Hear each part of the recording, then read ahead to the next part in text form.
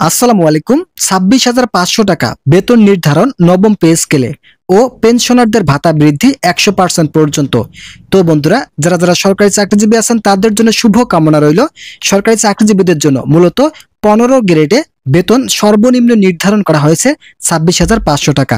এছাড়াও পেনশনারদের জন্য থাকছে 100% ভাতা বৃদ্ধির সুযোগ। আজকের এই ভিডিওটিতে আমি এই বিষয়ে বিস্তারিত আলোচনা করতেছি। আপনারা অবশ্যই ভিডিওটি প্রথম থেকে শেষ পর্যন্ত ধৈর্য সহকারে দেখবেন।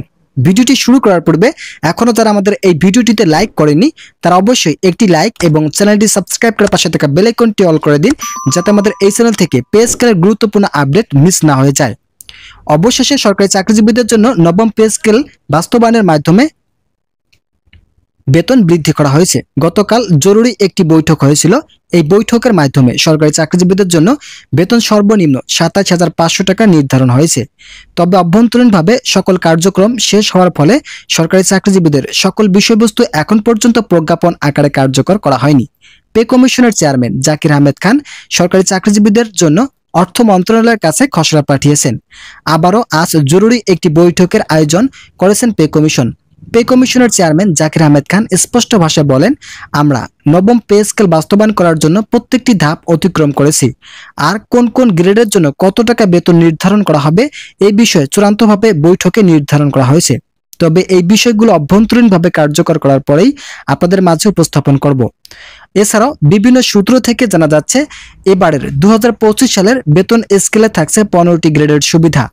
গ্রেড সংখ্যা পরিবর্তনের ফলে সরকারি চাকরিজীবীরা তাদের কাঙ্ক্ষিত সুযোগ সুবিধা সহ বৈষম্য রক্ষায় সুরক্ষিত হবেন। ভিডিওটি চলাকালীন সময় আপনারা যারা আমাদের এই নতুন চ্যানেলটি এখনো সাবস্ক্রাইব করেননি তারা অবশ্যই চ্যানেলটি সাবস্ক্রাইব করে পাশে থাকা বেল আইকনটি অল করে দিন।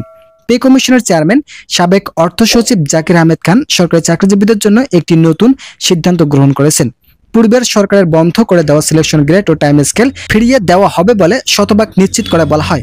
যেহেতু সরকারি চাকরিজীবীরা দীর্ঘদিন থেকে তাদের বিভিন্ন সুযোগ সুবিধা থেকে বঞ্চিত, সেক্ষেত্রে সকল দিক পর্যালোচনা করে নবম পে স্কেল বাস্তবায়ন করার মাধ্যমে সরকারি চাকরিজীবীদের সকল সুযোগ সুবিধা বর্ধিত করা হচ্ছে। নাম অপ্রকাশিত রাখার শর্তে একজন ঊর্ধ্বতন কর্মকর্তা বলেন, আমরা ইতিমধ্যে যে বৈঠকগুলো করেছি সেখানে বেশ কিছু তথ্য উঠে এসেছে।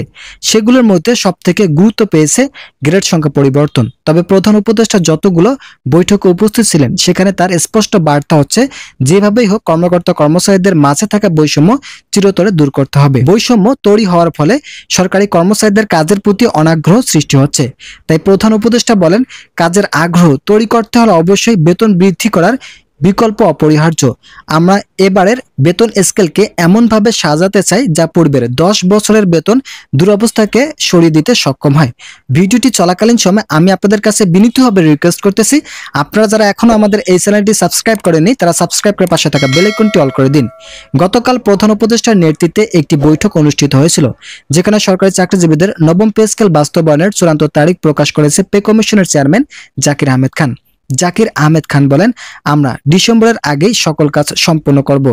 যেহেতু ইতিমধ্যে আমাদের কার্যপ্রক্রিয়া শেষ পর্যায়ে এসেছে, সেক্ষেত্রে আমরা আর সময় বিলম্ব না করে দ্রুত সময়ের মধ্যে একটি গেজেট প্রকাশ করব।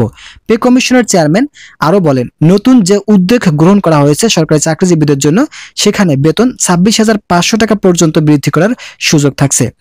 আমরা ধৈর্য সহকারে সকল দিক পর্যালোচনা করে একটি নতুন সিদ্ধান্ত গ্রহণ করেছি, যার ফলে কর্মকর্তা যেমন উপকৃত হবেন ঠিক একইভাবে কর্মচারীরাও বহুগুণে উপকৃত হবেন, যাতে প্রত্যেকটি কর্মচারী স্বাভাবিকভাবে জীবনযাপন করতে সক্ষম হয়। যেহেতু বাংলাদেশের কর্মকর্তাদের তুলনায় কর্মচারীদের সংখ্যা বহুগুণে বেশি, সেক্ষেত্রে আমরা কর্মচারীদের বেতন বৃদ্ধি নিয়ে কাজ করছি। আমরা আশাবাদী আগামী ডিসেম্বর এর আগেই সকল কার্যপ্রক্রিয়া শেষ করব এবং 2026 সালের জানুয়ারি থেকে তা কার্যকরের চূড়ান্ত রূপরেখা তৈরি করা হবে। তো ইতিমধ্যে এই বিষয়ে নতুন একটি প্রতিবেদন প্রকাশিত হয়েছিল। আজকের এই ভিডিওটিতে আমি এই বিষয়ে বিস্তারিত আলোচনা করলাম। আশা করি ভিডিওটি থেকে অনেক উপকার পেয়েছেন। যদি উপকার পেয়ে থাকেন তাহলে অবশ্যই চ্যানেলটি সাবস্ক্রাইব করে পাশে থাকা বেল আইকনটি অল করে দিন।